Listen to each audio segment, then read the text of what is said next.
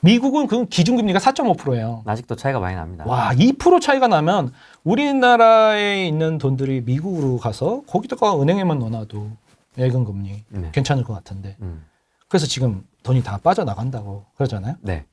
2%면 너무 많이 차이 나는데. 근데 여기서 더 낮춘대잖아요. 그럼 2.5% 뭐 3%까지도 차이 나버리면 쉽지 않은 상황이 될 것 같아요. 그렇죠. 네, 근데 한국은행 총재가 지금 더 낮춘다. 2번은 더 낮춘다. 더 낮출 수도 있다. 막 이렇게 얘기를 하니까. 그만큼 우리나라 상황이 어렵다. 그죠. 그래서 상황이 쉽지가 않습니다. 여기 저희 비공개 뭐죠? 카페인데 네. 서울에서 내 집 마련하신 분이 요거 6월 1일 날 올라왔잖아요. 미국에? 맥보이님이라고 미국에 이민을 가셨어요. 남편하고 가족이.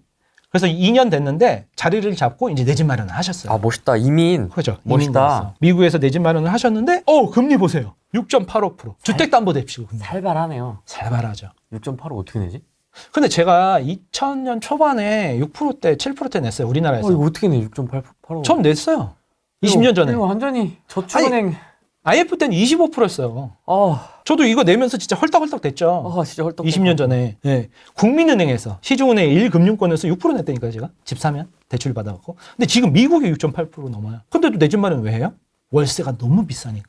공급은 이제 거들뿐이긴 한데 확인은 하셔야죠. 네. 공급이 지난 30년 역사상 최저예요. 올해가 아마 마지막 대규모 서울의 공급이고 내년부터 공급이 없어요. 30년 만에 최악. 처음 경험해 보는 거죠? 첫 경험. 이런 공급은? 저도 어떻게 될지 모르겠어요. 이런 공급을 본 적이 없어요. 서울에. 근데 이제 오세훈 전에 박원순 서울시장이 뉴타운 출구 전략이라고 해서 이명박 때 서울의 빌라들 다 밀어버리고 아파트 이제 1000세대 빌라 밀고 1000세대 해봤자 이 동네가 도로서부터 상하수도 시설, 학교, 공원이 부족하니까 이거 가지고는 안 되겠다. 이 1000세대가 아니라 여기 1000세대짜리 빌라 여기를 10,000세대를 밀고 15,000세대를 하자. 그러려면 쫙 밀고 도로부터 하고 신도시. 그러니까 서울 안에 신도시가 뉴타운이라고 여러분들 생각하시면 돼요. 신도시를 만드는데 도로부터 만들고 여기 1000세대, 1000세대, 1단지, 2단지, 학교, 공원, 상가 이렇게 신도시처럼 그렇게 해서 그 동네를 싹 다 갈아엎는 게 뉴타운 전략이었는데 이명박 전 대통령이 서울시장이었을 때 하던 거를 박원순 정권 10년 동안 다 막아버렸어요. 뉴타운 출구 전략이다. 서민들을 괴롭힌다. 그래서 부시지 말고 벽화를 그려라. 그렇죠. 장신동에 100억을 들여서 페인트 칠해서 벽화를 그렸죠. 그렇죠. 그런데 지금 그 여파가 계속 오고 있죠. 그럼 또 우리 오세훈 서울시장이 보수인 줄 알았더니 또 이제 오락가락 하시는. 그래서 오세훈. 오락가락이 오세훈. 그래서 이제 왔다 갔다 하면서 풀었다 줬다 이러면서 좀 본인도 지금 왔다 갔다 하시면서 요즘은 또 한강에서 수영을 하시더라고요. 몰라. 수영할 때가 아닌 것 같은데. 그러니까 수영하고 계시던데요. 네. 네. 상황이 녹록치가 않다. 그래서 올해 보시면은 잠원동에 메이플자이가 6월 달에 3,000세대 들어오고 휘경동에 자이 있잖아요. 네. 1,800세대밖에 안 되더라고요. 그거랑 이제 이문동에 아이파크가 4,000세대로 조금 많고요. 그거 외에는 없어요. 올해가 서울 대규모 물량의 마지막이다. 그럼 사람들이 이 상황의 심각성을 지금 모르죠. 그러니까 올해 내 집 마련 하시려는 거죠. 하실 분들은. 그리고 아니다. 난 그냥 결혼도 안 하고 아기도 안 낳을 거다. 그러신 분들은 그냥 사시면 되는데 결혼하시고 아기를 낳겠다는 생각이 있으신 분들은 9월 전까지는 사시는 게 좋지 않을까? 서울에. 그래도 결혼을 안 하더라도 사실 의향이 있으시면 사는 게 맞는 것 같아요. 당연하죠. 근데 그렇게 얘기하면 너무 한쪽만 얘기한다고 그럴까봐 악플 많이 달리더라고요. 왜요? 전 맨날 그래요. 노처녀들에도 서초에 내 집 마련한 골드미스가 낫지 않냐? 그렇죠. 그럼 2년마다 옮겨 다녀요? 근데 그렇게 선택하시는 분들이 많잖아요. 하락할 거니까 뭐하러 집을 사냐? 월급도 작은데 내 돈 펑펑 쓰고 싶다. 그러신 분들이 많잖아요. 해외여행 다니고. 네. 월급이 작으니까 네. 월급이 작으면 더 아껴야 되는 거 아니에요? 아니 국가에서 이제 기본주택을 해줄 텐데. 그거 공짜를 바라더라고. 그거 받으면 되니까? 공짜를 바라더라고. 국가에서 해줄 텐데 왜 내가 이렇게 내 월급의 3분의 1을 대출이자로 내냐? 그럼 난 이거 갖고 어떻게 사냐? 그럼 내가 먹고 싶은 거 못 먹잖냐? 그러네요. 기본주택 들어가면 되겠네요. 그럼 들어가면 되지. 소클린 강의 들을 필요 없네요. 뭐하러 들어요? 기본주택 들어가면 되지. 그렇죠. 공짜로 준다는데. 그러니까. 근데 세상에 공짜가 없습니다, 여러분들. 5년 뒤에, 10년 뒤에 아니면 이제 5학년 돼서 6학년 돼서 이제 떠돌아 다니는 거죠. 내 집은 아니잖아요. 그러면은 이제 좀 빈곤해지죠. 사람이. 이렇게 내천자가 생기면서 맞아요. 이제 부자들을 증오하죠. 이번에 대선 때 저쪽 이제 진보 쪽에서 이제 우리가 됐으니까 부자들을 혼내주자, 복수하자, 막 이런 얘기를 한다는데 복수? 뭐 부모를 죽였나 부자들이? 그죠? 그러니까는 배고픈 건 참아도 배 아픈 건 못 참는 그런 게 좀 있으신 분들이 공짜를 원하고 그래서 제 친구가 구청에서 사회복지사 친구인데 네. 되게 힘들다고 이렇게 쌀 나눠주고 이렇게 하면은 더 주라고 다 먹었다고 막 구청에 와서 막 이렇게 하고 막 집어 던지고 막 그러면은 예, 사람들이 와서 아우 어머님 쌀 다 먹었다니까 더 줘 막 그런다고 그래요. 아, 공짜로 받은 건데 다 먹었다고. 다 먹었다고 더 달라고 하는 더 거예요? 달라고. 와. 공짜로 줘야지 내가 가난하니까. 가난한 게 권리는 아닌데. 그러니까 계속 배려가 계속되면 권리가 되는가. 그러니까는 그 사회복지사 공무원들이 자살률도 높고 되게 힘들다고 그러잖아요. 네. 물어보세요. 주변에 사회복지사분들이 있으면 가난한 사람들에 대해서 어떻게 생각하냐 그러면은 자기도 가난한 사람들을 돕고 싶어서 사회복지사가 됐는데 노코멘트 하더라고요. 질려버렸다고. 그래서 뭐 아니신 분들도 있는데 근데 그렇게 또 이제 가진 게 없다 보니까 이제 각박해지는 것 같아 사람들이 약간. 지금 서울이 없어요. 3년 동안. 앞으로 3년 동안 서울 아파트 입주 예정 물량이거든요. 지금 동대문구하고 서초구 외에는 입주가 없어요. 최악. 근데 의외로 또 광명시가 많아요. 광명은 내년까지. 근데 광명 쪽 얘기 들어보니까 지금 그렇다고 매매 전세가가 떨어지진 않아요. 맞아요. 왜 둔촌주공 입주할 때 12,000가구 우리나라 역사상 최대 물량이어서 폭락할 거다. 전세 폭락, 매매 폭락할 거다. 왜 헬리오 1만 가구 2018년도에 12월 달에 입주하는 것처럼 네. 그럴 거라고 생각했는데 아니었어요. 그냥 지나갔죠? 그렇죠. 아니 올랐어요 오히려. 네, 올랐죠. 그래서 예측이 쉽지가 않다. 우리는 그냥 대응을 할 뿐이다. 예상만 하고. 네. 유동성 이게 제일 문제예요. 여러분들이 이거 하나만 기억하시면 돼요. 유료급 강의인데 오늘 무료로 그냥 다 풀어 그냥. 다 풀어. 언제 죽을 줄 알아 내가. 그래서 우리나라가 1,000조를 돌파한 게 통화량이 M2라고 그래요. 한국은행에서. 네. 2005년도에 1,000조를 돌파했어요. 근데 2014년도 9년 만에 2,000조를 돌파했어요. 2,000조를. 그럼 그 다음에 3,000조일까요? 아니에요. 더블로 뛰니까 4,000조를 돌파한 게 코로나 때. 10년 만에.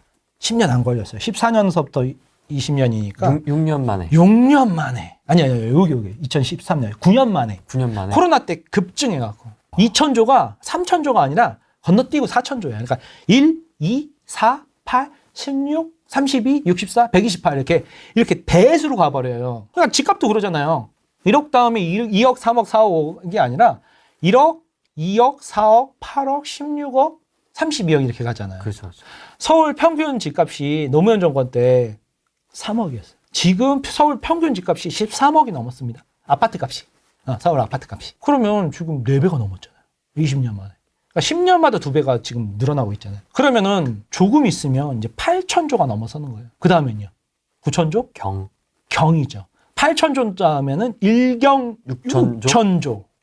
경칠 노릇이죠. 그러니까 옛날에 숫자 공부할 때 생각해 보세요. 조 다음에 뭘까요, 여러분? 경이요. 그런 건 우리 세상에는 없어요. 그랬잖아요. 맞아요. 있잖아요. 그러면 이렇게 되면 리디노메이션이라고 해서 뒤에 숫자 0 3개 빼고 해버리면 그럼 무조건 폭등이죠. 또 한 번. 맞아요. 너무 싸 보이니까. 맞아요. 근데 왜 제 월급은 이렇게 안 오를까요? 그러니까 가난해진 거죠. 가난하게 느끼는 게 아니라요. 실제로 가난해진 거예요. 김밥이 5,500원이라니까요. 김밥 2줄을 못 사요. 10,000원으로. 그럼 10,000원이 이제 돈도 아니죠. 유동성이 가장 큰 문제입니다. 이걸 통화량이라고 하죠, 보통. 그죠? 시중에 풀린 돈의 양. 맞습니다. 이게 여러 가지 정치적인 배경 때문에 앞으로 엄청나게 풀어댈 거다. 추경 벌써 35조? 지금 추경 지금 35조 얘기 나오고 있던데요. 벌써. 근데 서울 수도권은 지금 지방에서 노인과 바다에서 계속 올라오고 있잖아요. 다 노인과 바다네요? 노인과 바다죠. 그러니까요. 그래서 부산에 사시는 분들이 수강생들이 이제 서울에 올라와서 대학교 다니고 직장 잡고 그러면서 한 말이 자기가 제일 마지막에 올라왔다고. 근데 서울은 지금 애기들이 학군지 위주로 목동, 중계동, 분당, 네. 대치동 넘쳐납니다. 발 디딜 틈이 없어요. 그런 걸 어디서도 못 보거든요. 돌아다니면 요즘 강북이나 이런 데 돌아다니면 애들이 없어요. 애기들 돌아다니는 걸 본 적이 없거든요. 근데 여기 학군지, 목동, 대치동, 중계동 이런 데 가면 애들이 너무 많아요. 그런 게 지방에서 이제 폐교하는 학교들 그런 데서 싹 다 서울 경기권으로 몰려들고 있다. 서울, 경기, 인천이 전 우리나라 남한 면적 전 국토의 12% 정도밖에 안 돼요. 근데 이 작은 면적에 전 국민의 반 50%가 살고 있어요. 2,500만 명이. 그렇죠. 그러니까 밀도가 너무 높아요. 그런데 거기서 집값이 떨어지기는 힘들죠. 서울 기준으로 땅값이 계속 오르죠. 그래서 방글라데시, 대만, 다음으로 한국의 인구 밀도가 되게 높은데 이걸 저는 이제 강의 때 쓰는 자료인데 이제 수요 폭탄이라고 그래요. 폭탄이네, 폭탄. 네. 어. 사람들이 계속 몰려드는 거죠. 네. 남한 면적이 12%도 안 돼요. 저 11%에다가 그냥 네. 대학교, 직장, 인프라 모든 게 다 서울에 있잖아요. 그렇죠. 그러니까 이걸 인정할 건 인정을 해야 돼요. 그래서 이렇게 몰려들고 있는데 이 몰려드는 거는 이촌 향도 현상이라고 했죠. 이거는 예전부터 수십 년 동안 일어난 일이고 앞으로 더 심화되면 심화됐지 약화되지는 않을 것 같아요. 그래서 차분히 기회하고 위기를 살피자. 지금 상황이 이 네 가지 요소가 이렇게 되니까 여기다 아까 전에 얘기했던 이제 정부의 입장, 진보 정권의 입장, 네. 그리고 은행이 이제 정부의 관치금융, 은행의 입장, 그리고 건설사들 지금 공사비 오르고 조합 뭐 반대파들도 있고 막 그래서 맨날 분쟁하잖아요. 이게 둔촌총도 마지막 입주했는데도 그거 뭐 저기 추가로 네. 뭐 나무 심고 이런 조경. 거에 대해서 조경에 대해서 또 싸움 붙고 이제 진미크도 지금 계속 싸우고 있더라고요. 예. 그리고 이제 개인의 입장에서 어떻게 이 위기 상황을 하는데 위기가 기회듯이 전쟁통에 부자가 나잖아요. 예, 그렇듯이 잘 살피자. 이렇게 역동적인 다이나믹 코리아에서 오히려 기회가 있을 수 있다. 왜냐하면 쪼는 사람이 있잖아요. 생각해보면 문재인 정권 때, 노무현 정권 때 다 팔고 외국으로 나가신 분들이 있어요. 처음에는 종부세 새로 나오고 세금 쏟아지니까 5년 동안 와, 나 잘했다. 똑똑한 애나 그랬다가 지금은 다 후회하시잖아요. 아유, 그래도 한국에 하나 놔두고 올 걸. 세금 그거 뭐 몇 천만 원 내면 되지 뭐. 1% 해봤자 얼마겠어요. 뭐 12억 서울 아파트 평균 기준이 12억 해서 1%를 때려버린다 한들 1200만 원이잖아요. 그럼 5년만 지나고 나면 아파트 값이 2배로 될 텐데 1200만 원 뭐 5년 하면 1억도 안 되잖아요. 근데 아파트 값은 지금 3억 했던 게 12억 됐는데 1억 내고 12억 버는 게 낫지. 그러니까 손해에 너무 과민 반응을 하고 앞으로 벌어질 일에 대해서는 무관심하고 그러니까 사람들이 약간 그렇게 이제 팩트를 못 보고 현실 부정을 하는 것 같아요. 여긴 어디? 나는 누구? 여긴 대한민국 이재명 대통령이 들어온 상황. 정신 차려! 자, 일단 무주택자. 무주택자는 6월 전에 계약을 해라. 그리고 뭐 스트레스 DSR 3단계를 하더라도 9월 안에 강남에 들어오실 분들은 9월 안에 사셔라. 그리고 서울에 내 집 마련하실 분들은 6월 전에 계약하고 계약서 들고 바로 은행에 가서 자필 서명하셔라. 그래야지 7월 달에 스트레스 DSR 시행 전에 자필 서명을 한 그 조건으로 대출이 더 나온다. 무주택자는 무조건 내 집 마련을 하셔라. 그리고 1주택자 2주택자 갈아타기 있지 않습니까? 네. 그러면 이제 이분들은 상급지 구축을 노리셔라. 특히 서초에 지금 공급이 많지 않습니까? 그런 식으로. 동대문구에 공급이 많지 않습니까? 그런 식으로 경기도 분들은 동대문구도 보시고 이쪽도 보고 마영송도 보시고 그러니까 바쁘게 움직이셔야 될 것 같아요. 입지의 업그레이드를 하셔라. 되게 중요한 얘기가 나옵니다. 입지를 업그레이드하고 네, 집 상태 다운그레이드, 평수 다운그레이드. 그렇죠. 그러니까 집이 좁아진다고 지난번에도 말씀하셨는데 집은 좁아지지만 그 주변에 인프라는 굉장히 좋은 곳으로 들어가는 거죠. 그러니까 쉽게 얘기하면 복도시 꼬마 아파트 들어가라. 원베이든 투베이든 좁은 데서 시작해라. 전 신혼 때 그 가구도 없었어요. 봉 이렇게 해갖고 옷 거는 거 있잖아요. 행거. 맞아요. 행거로 살았어요. 행거 좋아요. 행거로 살았어요. 가구가 없었어요. 왜냐면 이사 갈 거니까. 그래서 2년마다 비과세로 이렇게 업그레이드를 하셔라. 그렇게 계속 부동산에 관심을 가지셔야 돼요. 1년에 그러니까 매달 자기 관심 지역은 계속 눈여겨보고 계셔야 돼요. 그래야 업그레이드를 해나가는 거죠. 그리고 뭐 자기 회사 생활하면서 진급도 하면서 연봉도 더 나오고 회사에서도 능력 쌓아갖고 회사 안에서도 갈아타기 뭐라 하네 스카우트 이직해서 연봉 2배로 되고 그러면은 자기가 뭐 10억 대출 이자를 감당했던 게 이제 15억 대출 이자 감당 가능하고 저녁에 좀 알바 좀 하고 그렇게 열심히 살아가면 그렇게 젊은 날 20, 30대 40대까지 열심히 살면 뭐 5학년쯤 됐을 때 이제 좀 은퇴해서 편안하게 살 수 있고 노후가 다 보장되고 그렇게 되는 거죠. 입지의 업그레이드, 평수의 다운그레이드를 하셔라. 이걸 잘 이해를 못 하시더라고요. 그러니까 쉽게 얘기하면 경기도 구축에서 경기도 신축에서 서울 구축으로 들어오셔라. 이런 얘기죠. 경기도 구축은요. 당연히 서울 구축으로 들어오셔야죠. 그런 얘기를 말씀드린 겁니다. 그다음에 다주택자. 후위를 도모해라. 서울 강남의 매도. 서울 강남 핵심지. 그러니까 해운대 핵심지, 대구, 수성구 핵심지 외에는 전량 매도. 전량 매도. 네. 후위를 도모. 후일. 5글자. 다주택자는 기억하십시오. 후위를 도모. 살아남는 놈이 강한 놈이야. 3년에서 4년 이렇게 써있네요. 아니, 뭐 엄청 압박하면서 튀어오를 거니까. 그때는 또 이렇게 똘똘한 한 채가 아니라 또 이제 기회가 또 오니까 전세가 엄청 폭등하고 그러니까 이제 똘똘한 놈 한 채로 계속 가지는 않을 거예요, 여러분들. 지금 막 똘똘한 놈 한 채 막 막차 타시려는 분들이 있는데 무리해서 네. 지방에 막 투자했던 애들이 지금 다 팔고 손해보고 지금 지방 폭락장인데 다 팔고 강남에 한 채 사고 막 이렇게 또 좋아하는 애들이 있는데 살할 때 안 사고 지금 사냐. 그죠? 그렇게 무리해서 막 이렇게 하지 마시고 후위를 도모하시고 그것만 정리하시고 이제 좀 이렇게 하셔라. 그런 질문. 2배, 3배 오른 강남을 국평을 사기에는 지금 전 아니라고. 지금 강남 들어가는 건 좀. 아니, 그러니까 강남의 메인 좋은 것들 있잖아요.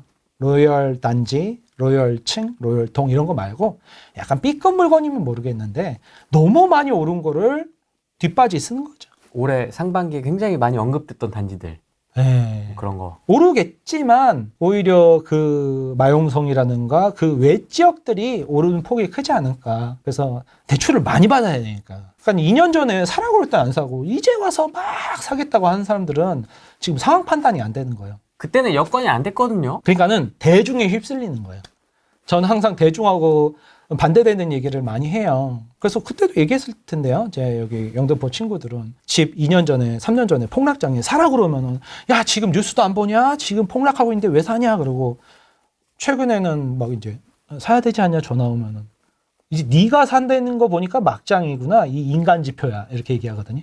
아, 근데 그게 25년 동안 계속 반복됐어요. 막 폭등할 때는 사겠다 그러고 이 인간이 폭락할 때는 사라 그러면 안 사고 그렇게 반대되는 행동들을 하시는 분들이 의외로 많아요. 그러니까 뉴스에 나오는 걸 그대로 다 믿어요. 그러니까 현장을 좀 둘러보고 이게 상황 파악을 해야 되는데 뭐 30억 가던 게 70억 가는데 뭐 그런 걸 추격 매수를 할 수는 없잖아요. 그러니까 요번 타임은 지났다. 그런 강남의 대잔지, 신축, 로열은 지났고 이제 강남의 뭐 B급 이런 물건은 좀 보시던가 아니면 다음 장을 노리셔라. 마용성이나 뭐 이렇게 좀 덜 오른 지역을 노리셔야 되는 타이밍이 왔어요. 이제 풍선 효과, 갯매우기. 예. 똘똘한 놈 한 채보다는 그래서 양극화가 계속 갈 거냐? 아니죠. 한 놈만 계속 갈 수는 없죠. 나머지 뭐 국민들은 그럼 어디서 살아요? 그리고 그 사람들 수요도 지금 계속 올라오는데 그것들이 이제 오를 차례가 온 거죠. 그러니까 시기별로 메인이 있는데 그걸 꼭 한 발 늦게들 움직이시는 분들이 있더라고요. 벌써 2년 전에 들어왔어야 되죠. 지금은 그런 강남 로열은 늦었죠.